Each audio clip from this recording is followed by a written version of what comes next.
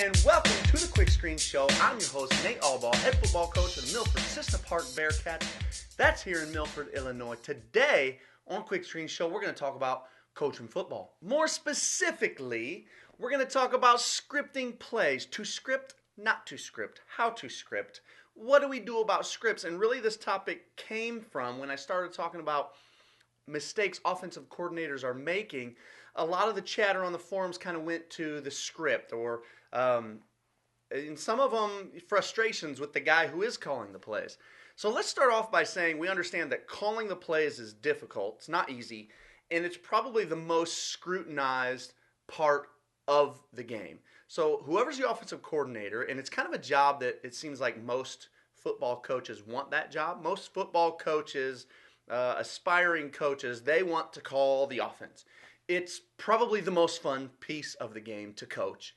So most guys want that, but you got to remember when that comes, it's also the single most scrutinized piece of the game. So people are going to critique what you do, and that's just kind of part of it. So the topic came up scripting, and a lot of guys are saying, hey, we want our coach scripts, and he's not sticking to it. We want him to stick to it. Or another guy may say, you have to script. And all I can say is I have to be honest. I almost feel bad, and I'd feel dumb. And a lot of times I wonder if I'm as bright as a lot of these football coaches out there, offensive football coaches. I have to wonder if I am, and I say that honestly. I don't know, because I don't see how a person could script. I don't see how you could script out the first 10, even 10, a lot of guys will say 20, the first 10 plays of your game, and then truly run them like that. Now, if my team's just that much better, or I'm that much of an offensive juggernaut, and I can come out and just script 10 plays, and I'm just going to march it down the field on you, 8 yards a pop, bang, bang, bang, bang, bang, and score a touchdown, great. I would love to be able to do that. I've never coached on a team that could do that. Maybe, and again, I'm trying to acknowledge that could be my fault. Maybe my teams have never been good enough offensively to be able to just march 8 yards a pop, playing out 10 plays that are guaranteed to work. I've never been able to do that, and that's probably on me. So I don't know how coaches could script 10 plays. And then some will say, well, they're going to script 10 plays, but they'll come off of it when the situation arises. So then to me, I kind of wonder, okay, then why do we have a 10-play script if we're not sure how long we're going to stick to it?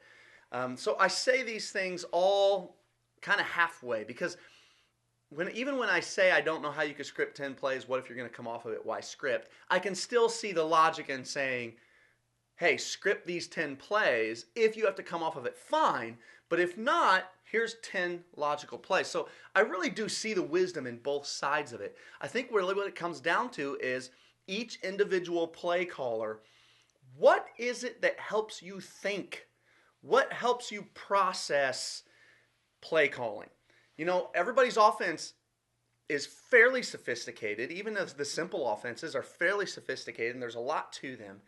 And it's a big puzzle. And in the heat of battle, it is hard to remember all the pieces of your puzzle. And sometimes there's a little piece that was important and could have helped you in a piece of the game. And if you forget it, you know, you end up kicking yourself after the game going, oh my goodness, I didn't remember about this little trick up our sleeve or this little adjustment. So all I can do is go ahead and share what it is that I've done in the past that has helped me. And then also while I'm sharing things that I wish I was able to do. So we'll start it off. I couldn't find anything from 2008, my first year coaching. I couldn't find any documents from that year. I did find my actual play chart, literally every play in the system. And it was like 4 pages long. Half of the plays I didn't even remember that we ever ran, and I couldn't even tell you what they were. So it's been a while since then. But if I start us off in 2009, so I started off in 2009 just going with the basic, and I don't even know if you're going to see this. So I'll have to be able to throw this up maybe as a layover. We'll take a look at that. But we start here in 2009, and the way I have it organized, I'm going to try to hold this close. I don't know if it can. I have option, inside run, outside run, play action pass, quick game. Here's some rollout game. So I've got it kind of organized per play type. And then when I look at it, it's kind of, they're actually written out with the like here's one, Axe 550 gut. So I remember axe was the motion. This was in '09. We were running the double wing like flex bone, like Georgia Tech style stuff. And 550, it told my blocking, my series, and it told a tag to. I like to tag it. That was the gut. So we're going to give the jet fake and give to the gut to that fullback up the middle. And so I have some options here. It was also divided up by series, the 40 series, 50 series, 10 series, and all that on my inside run section. So that was something I went through in '09. And it's not bad. I can't remember exactly why I went away from it, but it's not bad. I move on. I can see this is something I tried for a game or two, and this might be a nice compromise for some of you script type guys. I took this, and it has 10 5-play scripts on it. I'm going to hold it close. 10 5-play scripts, and you can see script 1. I've got it. It just simply tells the formation and the play. So I cut out the motion piece of it because, as I've referenced before in the Quickscreen show here, I have trouble reading like extended a whole phrase. I have trouble reading that during a game because of all the excitement and how fast I'm trying to go, and I get flustered. So I'm trying to cut words out, just give myself the one word that will ignite that idea, and I can figure out the rest, the formation, the back sets, the motion. I can figure all that out if you just give me something simple like trap strong. I can figure out the rest of it. So script 1, I've got an ace. It's 5 straight plays out of ace formation. So this was an idea you could try. Script number 1, so first series of the game, you're going to start on script 1. You come off of it when you want to come off of it, but at least gives you a start. What I liked about this little 10 5-play script thing is that if at any point in the game, this might not be a bad thing to just kind of have with you, with your play sheet. If you were to ever get stuck or come out and feel like you guys are stagnant in the game, maybe you had a couple 3 and outs, just go back to your play sheet, pull out one of your scripts that you had thought out earlier in the week, that this is a good, quick 5-play script of plays, helps you get things going, get little different, the different pieces of your offense, get them into the game plan. Might be a good idea. Might be just say, hey, I'm going to pick a script here, script 8. I'm going to call out the first play because I'm in a little bit of a rut. So this might not be a bad idea. It might be something I'm going to have to pull out. I haven't used this since '09, and going through this for this show reminded me, and I went, hey, that's not a bad idea. Why did I stop doing that? Who knows? So then I move on to this one. Now this one brings us up into last year. And this one is simple, and the strange thing about this one is that it goes per play. So jet, scissors, bob, crisscross, buck, those are the names of our plays. I'm just looking at it here for the first time. I haven't looked at this since last year, and I just literally have it broken down by play. The problem with this is, for example, let's say I wanted to run one of our plays is called bob. That tells us the B back, that's our fullback, over the B gap, which is really, it's like belly. Most people would call it belly. We would call it bob. So under bob itself, I have listed out like 4 different options how to run bob. And the problem with this is that I struggled trying to read. I knew I wanted to run bob, and then I'd look down, and it all just looked like a jumbled mess. 4 sentences really close together. Yeah, I can't do anything with that. And then we're on to this year, and this is what I've been on most recently. Thought I had a pen with me. Anyway, during a game, I always have a clipboard. I started this in 2010. I always have a clipboard and a pen. And when I call the play, I'm going to calmly, this helps keep me calm, so you can see how crazy I'm during games. I just patiently write a little tally in that column. If I'm going to call Bob, like I just talked about, I look down, I put my little tally in the Bob column, and then over the course of a game, my tallies begin to build. And now let's say I call Bob again, when I look down to write that tally and I see it's next to a whole bunch more tallies, like 7 others, I'm going, man, I've run this play a lot. And it may cause me to look just above that or just below that to a play that I have 0 tallies next to. And it's a quick little way that I've been able to go, ooh, I haven't run, for example, another one of our plays is slam. I may look at it as I call Bob, and I've got 7 tally marks next to it, and I look below, and slam has 1. And then it may cause me to ask my coach upstairs, hey, we ran slam, how did that go? He would then tell me what happened last time we ran slam, if he can remember, if he's been writing it down.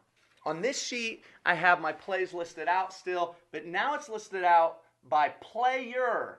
So all of our backs have letters, an F back, a Z back, a B back, and this one's listed out by player. So the B back, here's the 4 plays to our B back. F, here's the 3 plays that go to our F. Z, here's the 4 plays that go to our Z. So it's listed out just by player, who I'm going to give it to, and then it tells me I've got my 4 options there. Over on the right, I've got some notes for myself. It's not my past plays, it's kind of situational things. So it's going to start off on the top here. I know you can't see it on there, but this is going to say my Big 5. And I got the idea of the Big 5 from Luke Johnston out in, I think it's Western Branch, Virginia. I talk about him a lot. One of my best sources for my wing tee. He talks about know the big 5 plays you want to hit on a consistent basis. And sometimes during a game, I'm not even necessarily looking over here, but my coaches are. And they can tell me, Coach, you haven't even hit blank play, and it's on your Big 5. So they've got this sheet too, and it helps them hold me accountable to what's on it. Other situations on here, free down. I have 4 plays listed out if I happen to get a free down, what I would consider a free down. When I need 2 yards, got a couple plays listed out. When I need 10 plus, this is something that I have used in recent history. It's helping me to, again, organize my thoughts. Now we move on to my current system. This is what I'm using right now. I like it right now, but I'm also smart enough to realize that in a year I could change my mind. I might come up with another reason to do another style of play calling. Who knows? Or another way of organizing my thoughts. But right now, this is what is working for me. And it's a little bit of a combination of my old one with a new idea tied in. As I started analyzing my own play calling, I kind of realized that I wasn't always calling the right type of play for the right situation, meaning it may have been a situation where we needed to take a little bit of a risk, maybe a 2nd and 12 or a 3rd and 10. We needed to take a little bit of a risk, and I was calling a play that was a little too safe. Not high enough risk and not high enough reward, and we'd end up with 4th and 4 maybe. You know, it was a good 6-yard play, but we were 4th and 4, and it really didn't help us much. I needed to call something that was a little bit riskier. So I'm a huge sports fan in general, baseball fan as well, and it made me realize I divided things up, and this is a crazy idea, and maybe it would work for you, maybe you just think I'm nuts. All my plays into single, double, and home run plays. So single plays, base hit. I'm gonna come out the gates. I just want a base hit. I need something. This is our solid. These are our base plays. Not that none of these could go for big yardage. They obviously all could.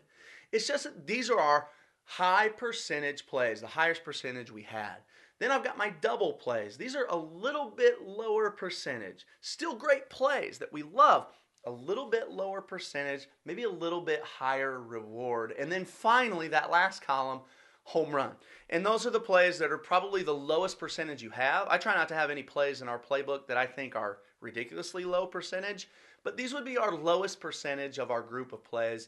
And this is obviously the highest reward as well. Now on the sheet as well, I've got it divided up. We have 4 basic packages. So what I've really started to do offensively is I like to jump back and forth between packages. I feel like it just helps mix things up. It helps me from getting stagnant as a play caller, and it helps keeps the defense on their toes, on the edge of their seat, not knowing what's coming. So we're going to hop around between packages, and it just helps me out. If it's maybe a 1st and 10, I'm probably, not always, but I'm going to go with probably a single type play.